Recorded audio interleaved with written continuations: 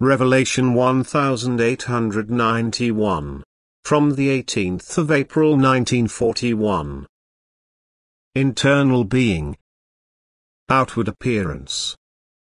Prayer in the Spirit and in truth. How the human being attunes himself to the eternal Godhead is decisive for his moral value and for the degree of maturity of the soul.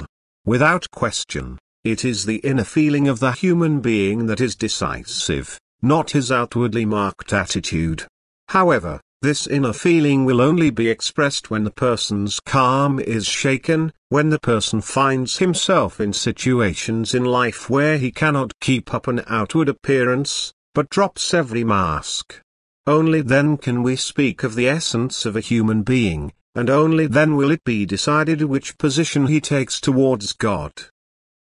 The human being can outwardly present himself completely differently without, however, being able to be condemned for it, for he resists openly displaying his innermost nature. Conversely, however, he can also feign a noble nature to his fellow human beings which is not in harmony with his inner nature. And therefore the human being will not be able to make a just judgment about his fellow human being so easily. But God knows people's shortcomings and weaknesses as well as their value and will. And He wants them to divest themselves of appearances, He wants them to recognize themselves and reflect on their actual nature. Everything that is good and noble recognizes God in all situations of life, and He takes refuge in Him in adversity.